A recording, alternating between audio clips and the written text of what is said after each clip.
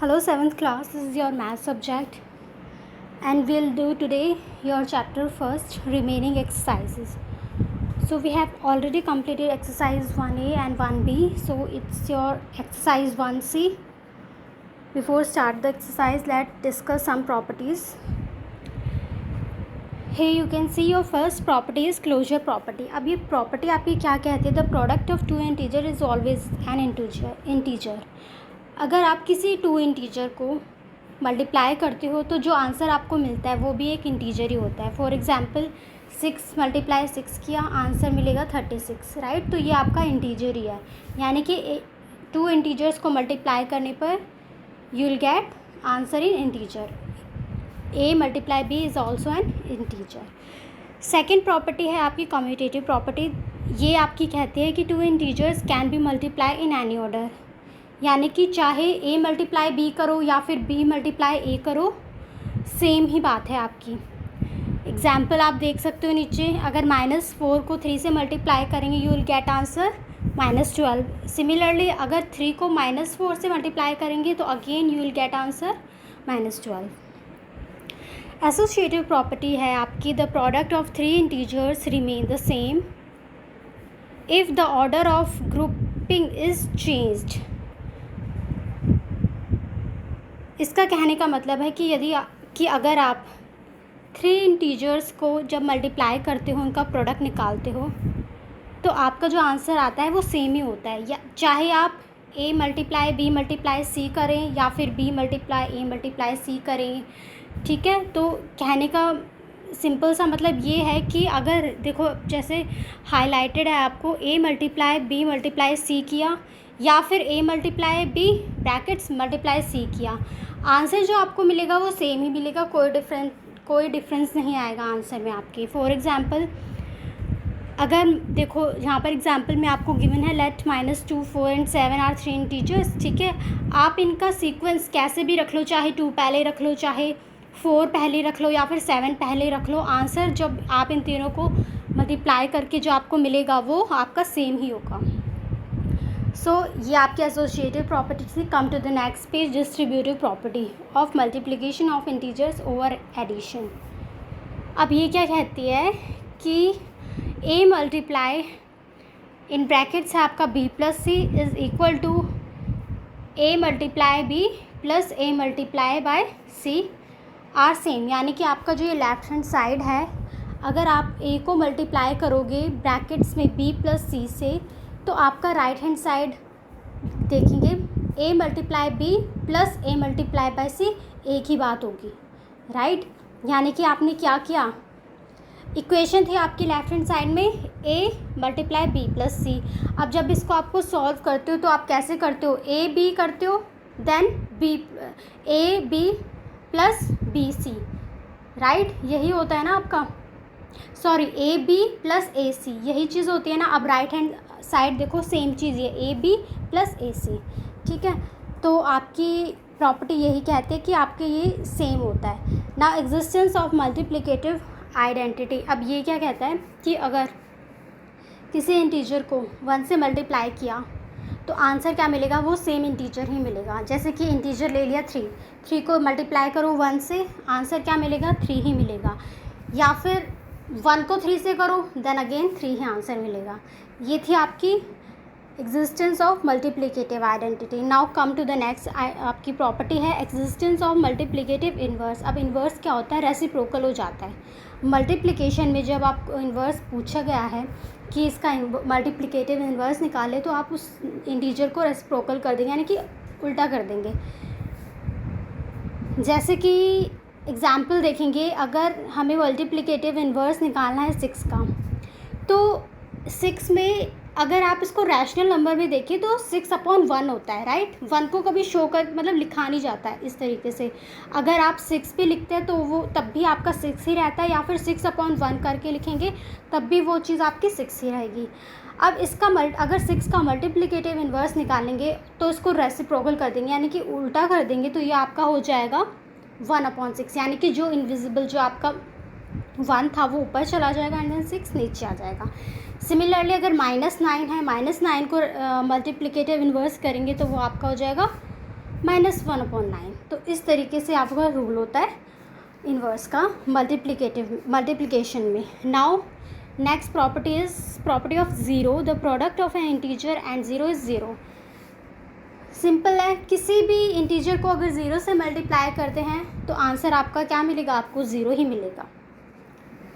ठीक है। Now last property is multiplication of N integer by -1। अब ये आपका प्रॉपर्टी क्या कहता है कि the product of any integer other than 0 and -1 is the additive inverse of that integer. It means example देखेंगे, जैसे कि -4 है, करेक्ट। -4 को अगर आप -1 से मल्टीप्लाई करते हो तो आपको जो आंसर मिलता है वो आपका -4 का एडिटिव इन्वर्स मिलता है। एडिटिव इन्वर्स क्या है -4 का, 4, राइट। कैसे हो गया ये, यहाँ पे 4 पॉजिटिव साइन कैसे आ गया, क्योंकि -4 आपका था ही, एंड अगेन आपने उसको -1 से जब मल्टीप्लाई किया तो मल्टीप्लिकेशन एंड डिवीजन का ये रूल है कि सेम साइन के इंटीजर्स आपके पॉजिटिव बन जाते हैं। तो देखो यहाँ पर सेम साइन है, -4 है एंड अगेन -1 है, तो माइनस माइनस यहाँ पर ये पॉजिटिव हो जाता है आपका।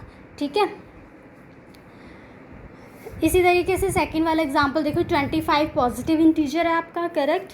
अगर आपने उसको -1 से मल्टीप्लाई किया तो क्या मिल गया आपको, -25। वो सेम आपकी प्रॉपर्टी फॉलो हो रही है यहाँ पर। 25 का एडिटिव इन्वर्स क्या होता है, -25, तो वही आपका आंसर यहाँ पर आ जाएगा। So it's all about your properties. Now come to the exercise. Here you can see your first question is select the correct answer, and the first part is the multiplicative inverse of -31. -31 का multiplicative inverse आपको find करना है, तो reciprocal कर देंगे। ठीक है, तो ये हो जाएगा आपका option B, -1/31। Now question 2 is the product of -20 and -6 is. अब देखो -20 है एंड -6 है, नेगेटिव साइन है, तो ये तो सबसे पहले आपका पॉजिटिव बन जाएगा। ठीक है। अब 20 को 6 से मल्टीप्लाई कर दो तो आंसर आएगा आपका 120। It means option A is your right answer. Now question 3 is multiplication of a positive integer and a negative integer is. अगर एक पॉजिटिव इंटीजर को और एक नेगेटिव इंटीजर को जब आप मल्टीप्लाई करते हो तब आपका आंसर जो आता है वो नेगेटिव इंटीजर में आता है। ठीक है। So your option C is right here. Fourth है आपका, if A multiply -1 is equal to -22 then A is equal to. अब देखो कोई इंटीजर है आपका ए, उसको आपने -1 से मल्टीप्लाई किया। ये हमने पढ़ा था कि किसी इंटीजर को अगर हम -1 से मल्टीप्लाई करते हैं तो वो जो आंसर आता है वो एडिटिव इन्वर्स आता है उस इंटीजर का। ठीक है। अब एडिटिव इन्वर्स यहाँ पर जो इंटीजर आ रहा है वो आ रहा है आपका -22, यानी कि हमने इसको किससे मल्टीप्लाई किया होगा, 22 से, पॉजिटिव 22 से। ठीक है। तो option A is right answer. Now B part is solve the following and first question is find the product of the following. कुछ नहीं करना, सिंपली आपको इसका मल्टीप्लाई करना है इनको और आंसर फाइंड करना है। जैसे ए पार्ट है आपका -15 मल्टीप्लाई -9। एक चीज़ याद रखना, इसमें सिर्फ साइन का माइनस आएगा या पॉजिटिव सा साइन आएगा। अगर दोनों साइन इंटीजर्स के दोनों साइन आपके नेगेटिव है तो आंसर आपका पॉजिटिव ही होगा। ठीक है। तो जैसे कि आप देख सकते हो ए पार्ट में 15 भी माइनस है, 9 भी माइनस में है, तो सबसे पहले आंसर जो मिलेगा, जो इंटीजर मिलेगा वो पॉजिटिव मिलेगा। आप 15 को जब 9 से मल्टीप्लाई करोगे तो आंसर आएगा 135, राइट। नाउ बी देखो, 12 को 18 से मल्टीप्लाई कर देंगे। ठीक है। और क्योंकि दोनों आपके इंटीजर माइनस में है तो ये आपका हो जाएगा प्लस। ठीक है। इसी तरीके से सी पार्ट देखेंगे, 19 है आपका माइनस एंड 11 है पॉजिटिव, प्लस साइन, तो नेगेटिव एंड पॉजिटिव नेगेटिव हो जाता है। ठीक है। इसी तरीके से डी है आपका, एक इंटीजर आपका पॉजिटिव है, नेक्स्ट इंटीजर आपका माइनस का है 32, तो आपको 32 को 8 से मल्टीप्लाई करना है एंड जो भी इंटीजर आपका आएगा उसको माइनस करेंगे, क्योंकि प्लस एंड माइनस है आपके साइन, तो माइनस में आंसर आएगा। ई पार्ट में अगर इंटीजर को 0 से मल्टीप्लाई करते हैं आंसर क्या आता है, 0 ही आता है, चाहे वो नेगेटिव का हो या पॉजिटिव का हो, तो आंसर यहाँ पर ई का आएगा 0। सिमिलरली एफ़ देखेंगे, एफ़ में आपका 1 पॉजिटिव है इंटीजर एंड 1 नेगेटिव इंटीजर है, तो पॉजिटिव नेगेटिव माइनस में आंसर देगा आपको। इसी तरीके से जी है आपका, दोनों इंटीजर्स आपके नेगेटिव हैं, माइनस साइन के हैं, तो आंसर कैसा मिलेगा आपको, पॉजिटिव में मिलेगा। एच देखेंगे 71 आपका नेगेटिव इंटीजर है एंड 4 आपका पॉजिटिव इंटीजर है। मल्टीप्लाई करेंगे दोनों को और आंसर क्या आएगा आपका नेगेटिव में आएगा। Now come to the next question 2, find the product of each of the following. A question है -3 मल्टीप्लाई -6 मल्टीप्लाई -7। अब सी, इसमें कोई बड़ी बात नहीं है, सेम चीज़ करना है। पहले ऐसा करेंगे कि 2 इंटीजर्स को सॉल्व कर लेंगे, फिर जो भी आंसर आएगा उसको थर्ड वाले इंटीजर से मल्टीप्लाई करेंगे। तो जैसे कि ए पार्ट में है आपका -3 एंड -6, सबसे पहले इनको सॉल्व करते हैं। तो यहाँ पे देखो माइनस माइनस कैसा होगा, ये प्लस हो गया आपका, ठीक है। And 3 6 18, right. तो जो 18 आएगा आपका वो पॉजिटिव होगा, क्योंकि माइनस माइनस यहाँ पे प्लस हो गया, तो 18 आपका पॉजिटिव होगा। अब 18 जो आपका पॉजिटिव है उसको मल्टीप्लाई करेंगे -7 से। Now see, 18 positive and 7 negative, ठीक है। तो negative and positive again negative हो गया। तो जब आपने 18 को 7 से मल्टीप्लाई किया एंड जो आंसर आपका है वो आपका आएगा माइनस में, ठीक है। इसी तरीके से बी देखेंगे। सबसे पहले क्या किया, -3 को 4 से मल्टीप्लाई करो, तो ए का -3 है, नेगेटिव साइन है एंड 4 पॉजिटिव साइन है, तो आपका आंसर आएगा 12, वो आएगा आपका नेगेटिव में, राइट, क्योंकि नेगेटिव पॉजिटिव नेगेटिव होता है। अब -12 आ गया। अब -12 को -5 से मल्टीप्लाई करो, ठीक है। अब 12 को जब 5 से मल्टीप्लाई करते हो तो आंसर आता है 60। अब 12 तो माइनस का है एंड 5 भी माइनस का है, तो माइनस माइनस पॉजिटिव, यानी कि साइन क्या लेगा 60 अपने साथ, पॉजिटिव का। इसी तरीके से आपको सी पार्ट करना है। सी में आप देख सकते हो तीनों इंटीजर्स आपके नेगेटिव हैं, तो फर्स्ट 2 को जब करोगे वो तो पॉजिटिव बन जाएगा, बट अगेन जब पॉजिटिव नेगेटिव होगा तो वो अगेन माइनस में आंसर देगा। सिमिलरली डी पार्ट देखेंगे। डी पार्ट में आपका -11 मल्टीप्लाई बाय -3, तो आंसर क्या आएगा 33 इन पॉजिटिव, क्योंकि माइनस माइनस है, ठीक है।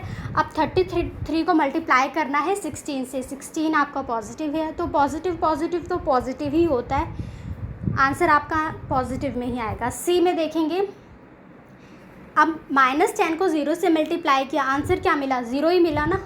अब उससे कुछ फ़र्क नहीं पड़ता कि माइनस का है या पॉजिटिव का है, जब 0 से मल्टीप्लाई किया जाता है आंसर 0 ही होता है। अब अगेन 0 को -14 से मल्टीप्लाई करेंगे, अगेन आपका 0 ही आंसर आएगा।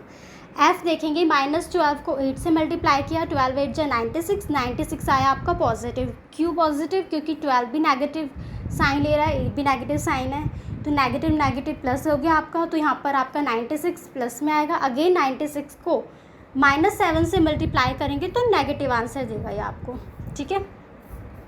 Now third question is find the following product bye suitable rearrangement. Rearrangement का क्या मतलब है, रीअरेंजमेंट में सबसे पहले जो पॉजिटिव पॉजिटिव होंगे उनको अलग से ब्रैकेट्स में कर लेंगे एंड नेगेटिव नेगेटिव को सेपरेट अलग कर लेंगे, ठीक है।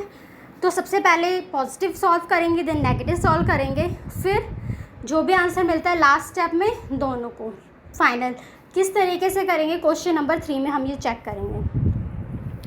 यहाँ पे देखो क्वेश्चन नंबर 3 जहाँ पर लिखा है उसका ए पार्ट देखो, ठीक है।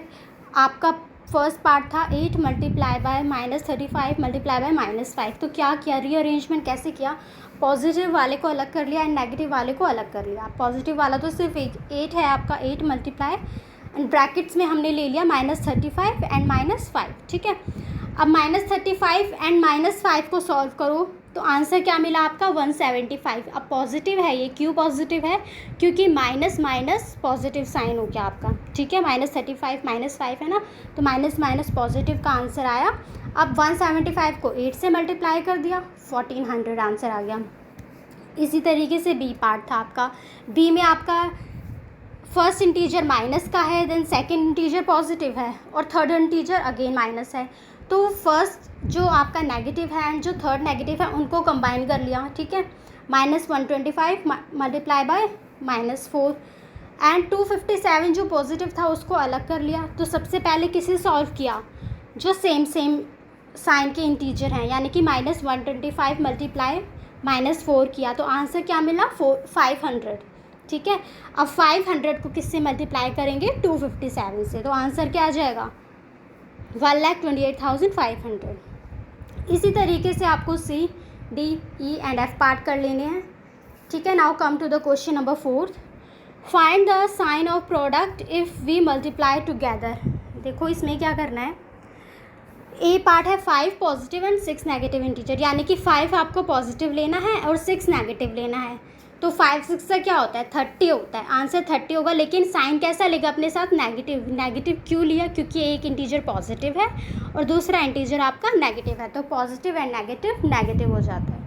इसी तरीके से बी पार्ट करेंगे, 6 पॉजिटिव है 7 नेगेटिव है, 6 7 जा 42, आंसर कैसा आएगा -42, क्योंकि सेम चीज़ है, पॉजिटिव नेगेटिव है, ठीक है। इसी तरीके से सी करेंगे, 101 पॉजिटिव है एंड 201 नेगेटिव है, तो अगेन आंसर जो मिलेगा आपको वो नेगेटिव में मिलेगा।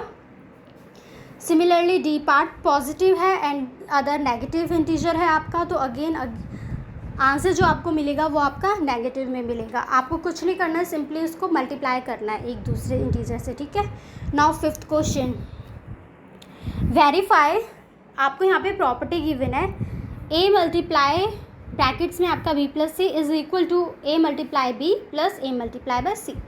अब वैल्यूज़ आपको गिवन है जो आपको यहाँ पर इस इक्वेशन में रखनी है। जैसे कि ए पार्ट में देखेंगे, ए है आपका -1, बी है -4, सी है -2। अब इन जो वैल्यूज़ हैं आपके ए बी सी, इनको क्या करेंगे, ऊपर जो वेरीफाई करना है आपको इक्वेशन, इसमें रखेंगे and left hand side is equal to right hand side आपको प्रूफ करना है। आप कैसे प्रूफ करेंगे, सी क्वेश्चन नंबर 5 का ए पार्ट लास्ट में देखेंगे। सबसे वैल्यूज़ आपको गिवन थी, हमने क्या किया, put the values in equation, ठीक है।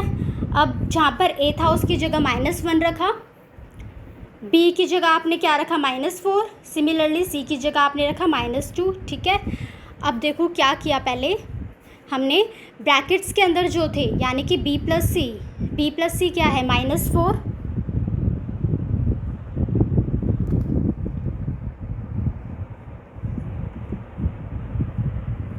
-4 को आपने ऐड किया पहले किससे, -2 से, ठीक है। अब एडिशन का तो आपको पता ही है, -4 एंड प्लस माइनस मिलकर क्या हो गया, माइनस हो गया। अब -4 एंड -2 क्या बना आपका, -6 बना, करेक्ट, ठीक है। अब -6 को आप मल्टीप्लाई करोगे -1 से, आंसर क्या मिलेगा, 6 मिलेगा। 6 कैसा मिला, पॉजिटिव मिला। क्यों मिला, क्योंकि नेगेटिव दोनों इंटीजर नेगेटिव में है, तो इसीलिए आपका ये पॉजिटिव बन गया। इसी तरीके से अब देखो, अगर हम लेफ्ट हैंड साइड तो प्रूव हो गया, अगर राइट हैंड साइड को प्रूव करेंगे तो क्या होगा, सेम चीज़ है। ए की जगह पर वैल्यू रखी -1, बी की जगह रखी -4, प्लस अगेन ए की जगह -1 एंड मल्टीप्लाई सी की जगह -2। पहले मल्टीप्लाई किया, -1 मल्टीप्लाई -4, आंसर क्या आया 4, राइट। इसी तरीके से -1 को -2 से मल्टीप्लाई किया, आंसर आया 2। अब दोनों को ऐड कर दिया 6, यानी कि प्रूव हो गया यहाँ पर 6 = 6।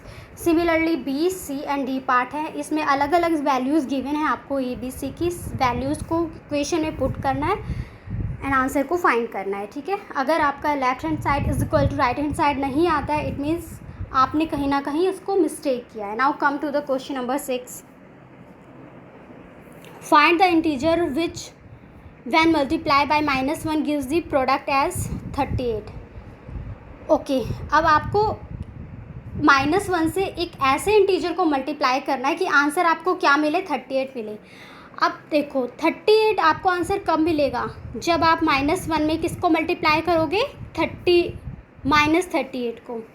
-38 को मल्टीप्लाई करोगे जब -1 से, तो माइनस माइनस आपका पॉजिटिव हो जाएगा और आंसर क्या मिलेगा, 38, ठीक है। इस तरीके से आपको ये करना है। क्वेश्चन नंबर 6 देख लो अब यहाँ पर। क्वेश्चन नंबर 6 में ए पार्ट था, आंसर आपको लाना है फर्स्ट में 38, ठीक है। तो आपने इसको किससे मल्टीप्लाई किया, -38 से किया आपने मल्टीप्लाई -1 को, तो फर्स्ट का जो आपका आंसर आएगा वो आएगा आपका -38। सिमिलरली बी में आपको आंसर लाना था -11। अब -11 आंसर लाने के लिए आपको -1 में किससे मल्टीप्लाई करना पड़ेगा, 11 से। सिमिलरली सी पार्ट किया हमने, -19 आंसर लाना था। अब -19 तो तभी आएगा ना जब हम पॉजिटिव 19 को -1 से मल्टीप्लाई करेंगे। सिमिलरली डी पार्ट किया हमने, पॉजिटिव लाना है आपका 22। अब 22 पॉजिटिव लाना है, यानी कि -1 तो है ही। अब आपको नेक्स्ट इंटीजर भी आपको नेगेटिव का लेना पड़ेगा, क्योंकि तभी आपका नेगेटिव पॉजिटिव होगा। तो आपका हमने इंटीजर जो लिया वो लिया -22 और फिर इसको मल्टीप्लाई किया -1 से। Right, now come to the question number 7। Find the values of the following. इनमें क्या करना है, आपको मल्टीप्लाई करना है और वैल्यूज़ फाइंड करनी है। तो कैसे करनी है? सी, सबसे पहले क्या करना है, 26 को आपको मल्टीप्लाई करना है -48 से, ठीक है। फिर प्लस -48 को मल्टीप्लाई करना है -36 से। फिर आपका जो भी आंसर आता है मल्टीप्लाई करने पर दोनों को ऐड कर देना है। अब ये क्वेश्चन कैसे सॉल्व होगा, 7th क्वेश्चन में हम देखेंगे। 7th का आपका ए पार्ट। आपका क्वेश्चन ये गिवन है 26 मल्टीप्लाई -48 प्लस -48 मल्टीप्लाई -36। अब सबसे पहले किससे सॉल्व किया, फर्स्ट वाली साइड को, मतलब जो आपका 26 मल्टीप्लाई -48 है, इसको सॉल्व करने पे आंसर आया 1248। माइनस क्यों माइनस में आया, क्योंकि पॉजिटिव नेगेटिव इंटीजर है, ठीक है। अब ऐड करेंगे। अब इधर एडिशन के बाद आपका जो नेक्स्ट इंटीजर है -48 मल्टीप्लाई -36, इसको सॉल्व किया, आंसर आया 1728 पॉजिटिव का, ठीक है। अब जब आपका ये आंसर आ गया, अब आप क्या करोगे, 1248 आपका नेगेटिव है एंड 1728 आपका पॉजिटिव है। सिंपली आप देख सकते हो पॉजिटिव आपकी जो वैल्यू है वो बड़ी है, ठीक है। तो आपने 1728 में से 1248 माइनस किया, आंसर क्या मिल गया, 48, ठीक है। इसी तरीके से बी पार्ट देखो, सबसे पहले मल्टीप्लिकेशन सॉल्व करेंगे, मल्टीप्लाई करेंगे, फिर नेक्स्ट वैल्यूज़ जो आपको मल्टीप्लाई गिवन है वो करेंगे सॉल्व, मल्टीप्लाई, देन लास्ट में जो स्टेप होगा वो आपका होगा एडिशन का, ठीक है। इस तरीके से सी एंड डी पार्ट आप कर लेंगे इसके। नाउ 8th क्वेश्चन है आपका मल्टीप्लाई यूजिंग सूटेबल प्रॉपर्टी। इसमें कुछ भी नहीं लिखना करना, आपको मल्टीप्लाई ही करना है। सेम क्वेश्चन है जैसे हमने पहले किए थे, मल्टीप्लाई कर देना, you will get your answer. Now come to the 9th question आपसे क्या कह रहा है कि a man withdraws ₹300 every month from his saving bank account for 5 months।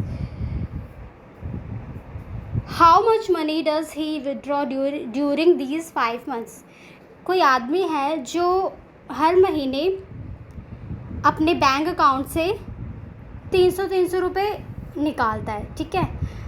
300 रुपये उसने कंटिन्यूसली निकाले 5 महीने तक। तो क्या करना है, 300 को मल्टीप्लाई कर देंगे 5 से, तो हमें क्या पता चल जाएगा कि 5 महीनों के अंदर उसने कितना पैसा विड्रॉल कर दिया। तो 300 multiply by 5 is equal to 1500। तो आंसर क्या आएगा आपका, इसका 1500 आ जाएगा। नाउ 10th क्वेश्चन देखेंगे। 10th क्वेश्चन में कह रहा है आपसे कि a shopkeeper gains 1 on each packet of biscuit. कोई दुकानदार है जो कि ₹1 का गेन करता है, यानी कि उसको ₹1 का प्रॉफिट होता है। कब, हर एक पैकेट पर, यानी बिस्किट के हर एक पैकेट पर वो ₹1 का गेन करता है। एंड लॉसेस 40 पैसे on each packet of chips. But जब वो चिप्स का पैकेट जब सेल करता है, उसके हर एक पैकेट पर चिप्स के उसको 40 पैसे का लॉस होता है। यानी कि जब भी वो बिस्किट का पैकेट सेल करता है, बेचता है, हर एक पैकेट पर उसको ₹1 का फ़ायदा होता है और चिप्स के पैकेट पर 40 पैसे का लॉस होता है, ठीक है। ही सेल्स 45 पैकेट्स ऑफ बिस्किट। अब टोटल उसने बिस्किट के जो पैकेट बेचे हैं वो 45 बेचे हैं। इट मीन्स यहाँ से एक चीज़ पता चल गई कि बिस्किट पर उसने कितने कमाए हैं, गेन हो रहा है ना हर एक पैकेट पर ₹1 का, तो बिस्किट पर उसके 45 का गेन हो गया। And some packets of chips losing ₹5 in all. और जो उसने जो पैकेट के चिप्स के पैकेट जो बेचे हैं उसमें उसको लॉस हो रहा है। कितने का लॉस हो रहा था, 40 पैसे का हर एक पैकेट पर। बट अभी हमें यहाँ पर ये नहीं पता कि चिप्स के पैकेट कितने बेचे हैं, लेकिन यहाँ पर क्लियरली एक चीज़ आपको दे दिया है कि ओवरऑल जो ट्रांजैक्शन में, यानी कि बिस्किट एंड चिप्स दोनों का मिलाकर जब उसने फाइंड किया, ट्रांजैक्शन का पता लगाया कितना लॉस है कितना गेन है, तो क्या पता चला कि ओवरऑल ट्रांजैक्शन में जो फ़ायदा या नुकसान हो रहा है वो हो रहा है आपका ₹5 का लॉस, यानी कि नुकसान हो रहा है। अब देखो अब इसमें हमें फाइंड क्या करना है, how many packets of chips does he sell, यानी कि उसने चिप्स के ऐसे कितने पैकेट बेचे कि उसको ₹5 का नुकसान हो गया। अब ये कैसे करेंगे हम, सी क्वेश्चन नंबर आपका 10 यहाँ पर देखेंगे। सबसे फर्स्ट लाइन में 10 क्वेश्चन देखेंगे। फर्स्ट लाइन आपको गिवन थी profit earned on 1 biscuit packet, यानी कि हर एक बिस्किट के पैकेट पर जितना प्रॉफिट अर्न हो रहा है वो हो रहा है आपका 1 रुपये का। नेक्स्ट देखेंगे profit earn on 45 biscuit packet. अब पता चल गया कि एक बिस्किट पर 1 रुपये का प्रॉफिट है, तो 45 बिस्किट के पैकेट्स पर कितने रुपए का प्रॉफिट हुआ टोटल? 45 का, ठीक है, 45 रुपीज़ का। अब हमें ये पता है कि ओवरऑल हमारा जो लॉस है वो 5 रुपये का है। ओवरऑल लॉस मतलब कि बिस्किट भी उसमें इंक्लूड है और चिप्स भी इसमें इंक्लूड है, ठीक है। अब देखो ही फेस लॉस ऑन चिप्स। अब हमें ये पता लगाना है कि जो उसने चिप्स पर लॉस फेस किया, यानी टोटल लॉस जो हुआ है चिप्स का, वो टोटल लॉस कितना हुआ है। हमें सिर्फ एक पैकेट के बारे में पता है कि एक पैकेट जो चिप्स का है वो लॉस करता है कितना? 40 पैसे का, करेक्ट। 40 यानी कि एक चिप्स के पैकेट पर 40 का लॉस होता है। लेकिन हमें तो ये पता लगाना है ना कि टोटल जितने भी पैकेट्स थे चिप्स के, टोटल हमें लॉस कितना हुआ है। तो वो हुआ है हमें ₹50 का। अब ये 50 कैसे आया, नेक्स्ट लाइन देखो उसमें हम समझेंगे। एज्यूम कर लिया हमने कि let the total loss on chips is equal to ₹X। देखो हमें प्रॉफिट ऑन बिस्किट तो पता है, प्रॉफिट ऑन बिस्किट है 45 रुपीज़ का, ठीक है। अब हमें फाइंड करना है चिप्स का लॉस, क्योंकि हमें यही नहीं पता कि टोटल पैकेट्स कितने हैं चिप्स के, इसीलिए हमने इसको लॉस को ₹X मान लिया, ठीक है। अब नेक्स्ट लाइन में देखेंगे x minus 45 is equal to 5। अब ये जो आपकी लाइन है ये आपका अकॉर्डिंग टू क्वेश्चन है, यानी कि क्वेश्चन में आपको यही गिवन था कि चिप्स का ट्रांजैक्शन जो कि हमने x माना है एंड बिस्किट का ट्रांजैक्शन जो कि आपको 45 प्रॉफिट हुआ है। जब इन दोनों का आपका ओवरऑल निकाला जाता है तो 5 रुपये का क्या है आपका लॉस होता है, ठीक है। अब देखो 5 रुपये का आपका लॉस हुआ है, तो इससे साफ पता चल रहा है कि हमने चिप्स कितने पैकेट्स चिप्स के बेचे होंगे, कितना लॉस हुआ होगा हमें चिप्स के पैकेट बेचने पर?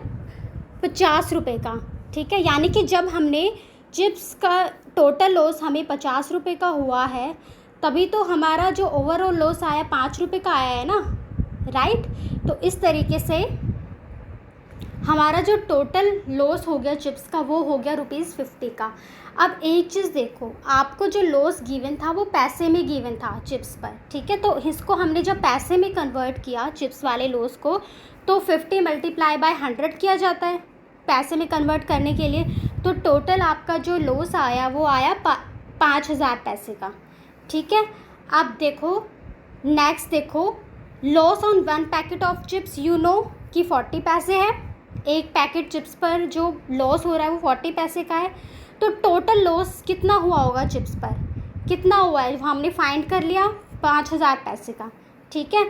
अब इसके बाद हमें पता चल जाएगा कि नंबर ऑफ़ पैकेट कितने थे चिप्स के जो कि बेचे उस शॉपकीपर ने। तो number of packet of chips sold कितना हुआ, 5000 मल्टीप्लाई बाय 40। तो जब आपने इसको सॉल्व किया तो आपका आंसर आ गया 125 पैकेट्स, ठीक है।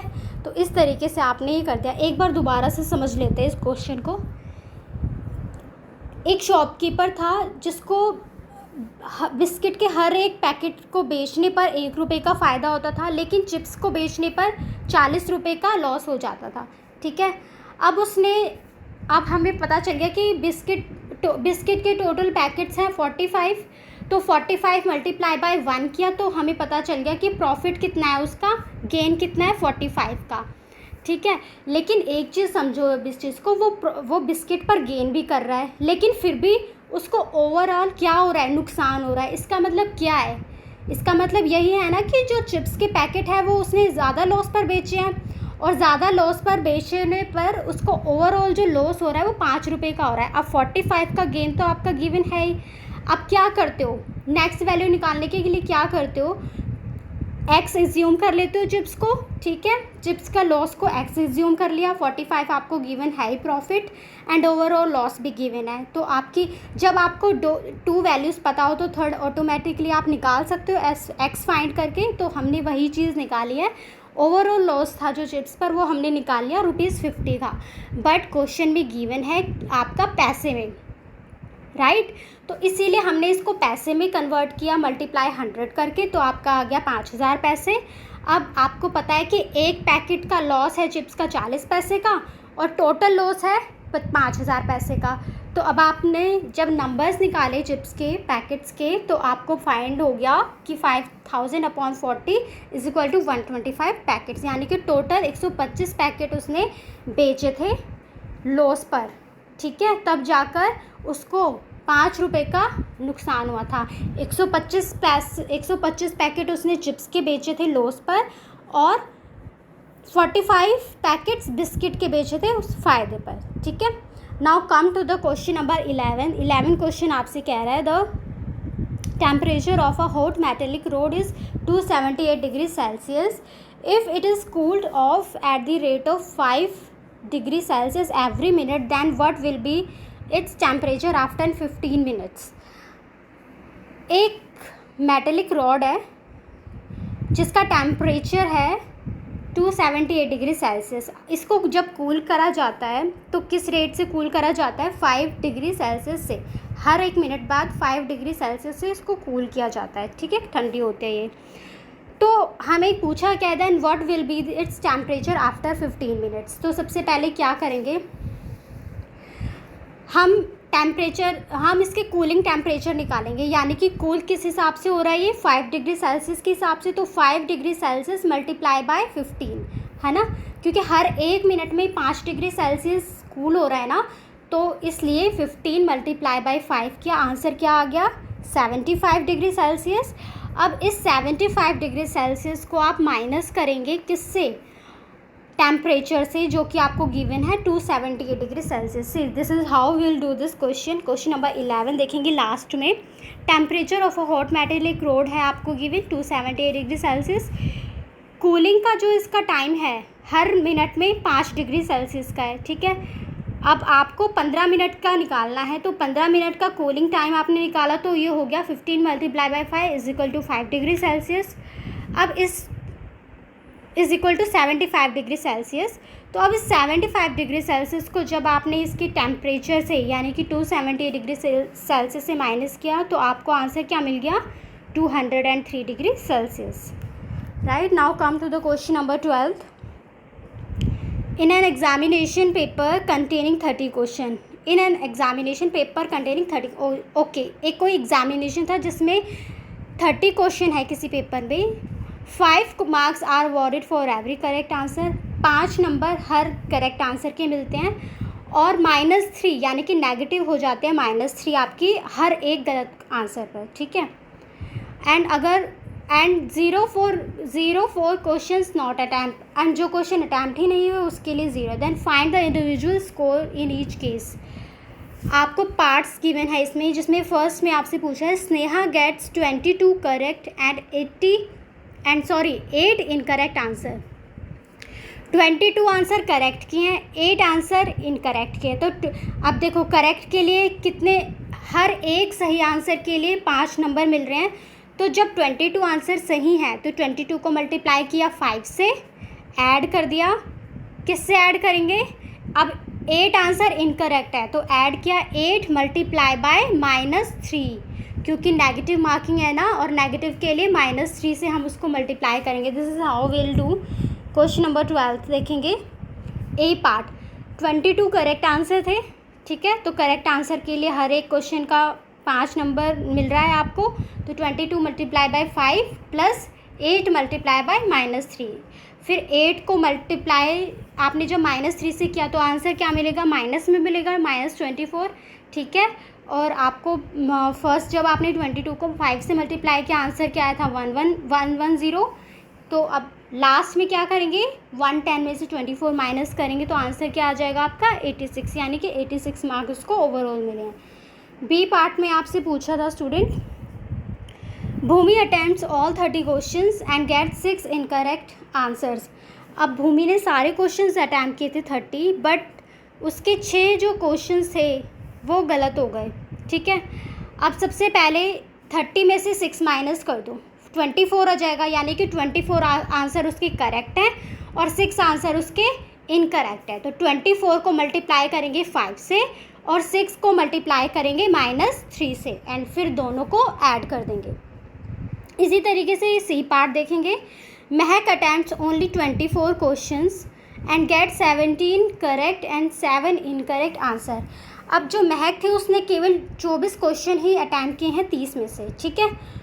तो जो 24 क्वेश्चन भी उसने अटैम्प्ट किए स्टूडेंट, उसमें से भी जो उसके इनकरेक्ट थे वो हो गए 7 और 17 करेक्ट हो गए।